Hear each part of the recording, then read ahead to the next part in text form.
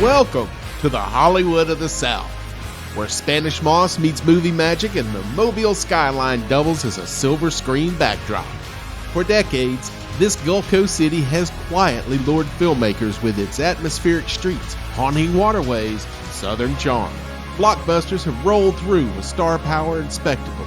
But Mobile's filmography also includes indie gems and regional stories that pulse with local soul.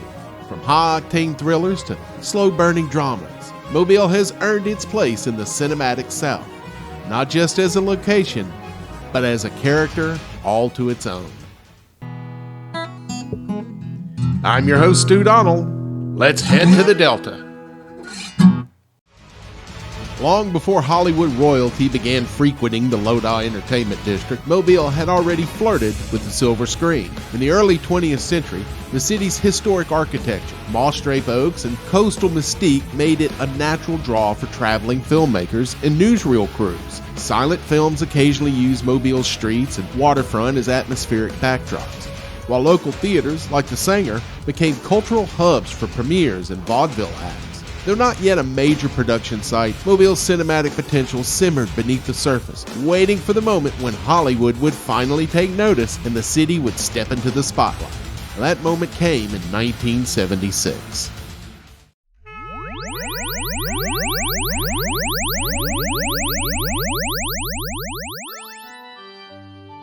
Steven Spielberg's Close Encounters of the Third Kind was a landmark in science fiction cinema, blending awe with emotional depth in a way few films had before. A critical and commercial triumph, it grossed over $300 million worldwide on a $19 million budget and earned multiple accolades, including Academy Award nominations and a place in the U.S. National Film Registry for its cultural and aesthetic significance. Its portrayal of extraterrestrial contact was notably optimistic, contrasting the fear-driven narratives of earlier alien films.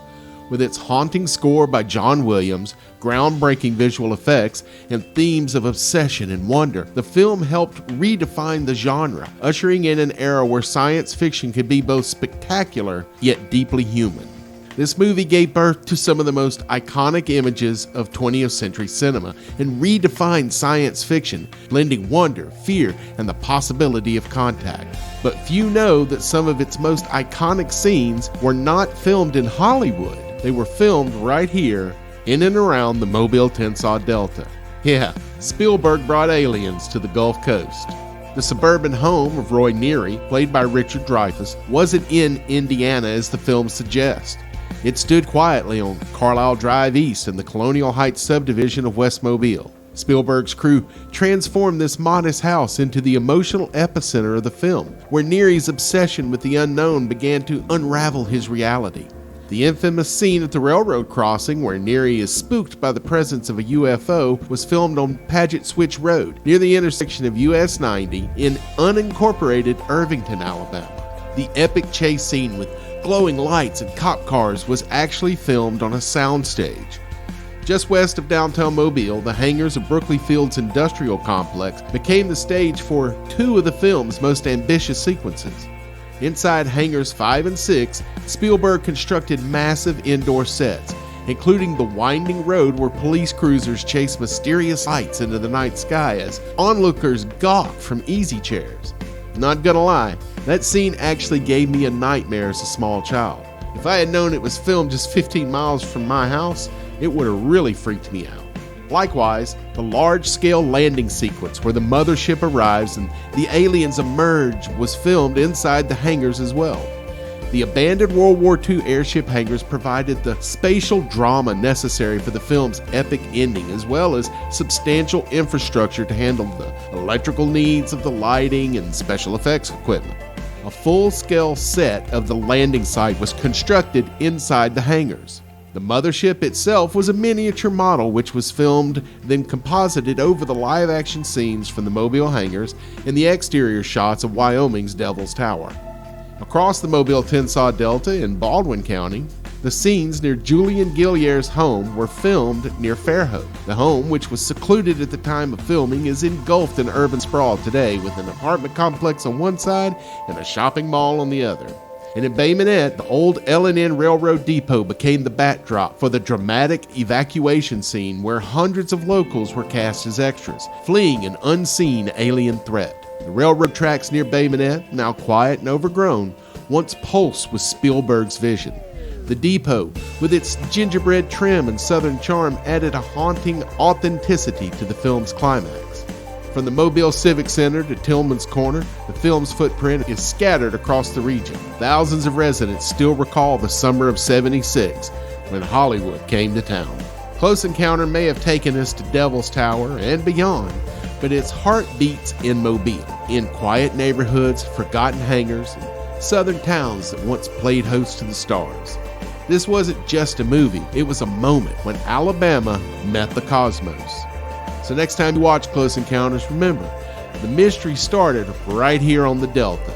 Aliens, mashed potatoes, and movie magic served up Southern style with collard greens and warm nanner pudding for dessert.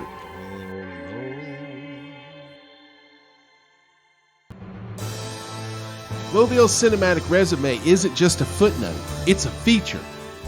Crimson Tide brought high-stakes nuclear drama aboard the USS Alabama. The Ohio-class nuclear-powered ballistic missile submarine actually played herself, anchoring the film's tension in real steel.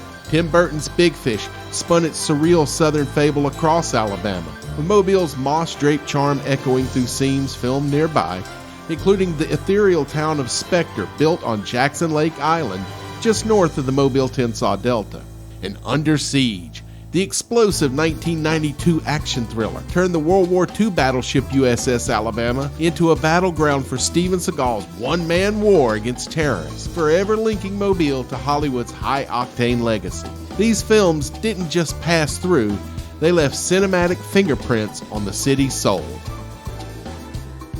As you can see, the four main movies we've talked about were all blockbusters, with Close Encounters being the biggest hit. Its $300 million in 1970s dollars being worth over $1 billion today. These four films combined for nearly $1.8 billion in box office receipts, thanks in part to the real LA, Lower Alabama.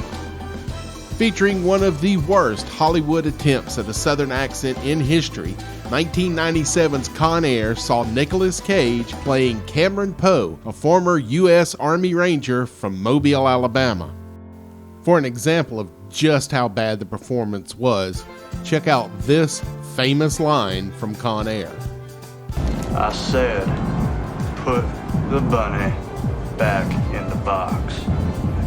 Now here is the exact same scene read by an actual 57-year-old Mobile resident. I said, put the bunny back in the box. And as an apology to the citizens of the city of Mobile, Nicolas Cage practically moved here from 2014 to 2018 while he filmed 3 different movies: Rage, USS Indianapolis, Men of Courage, part of which was shot on the USS Alabama, and Between Worlds. A frequent guest at a local barbecue restaurant, Nick Cage was welcomed into the Mobile community, and he certainly seemed to enjoy his time here. And so the credits roll on our cinematic journey through South's unsung soundstage. From submarine standoff to surreal fish tales, the Delta has quietly hosted stories that ripple far beyond the waves. It's not just a backdrop, it's a character. A place where myth and memory meet for an oyster po' boy and a glass of sweet tea. And every thunderstorm feels like a new plot twist. Hollywood may have its hills, but the South has soul. High-class people like and subscribe. Speaking of which, do you have any gray poop on? I've got a little cat poop on because I like the smell of it.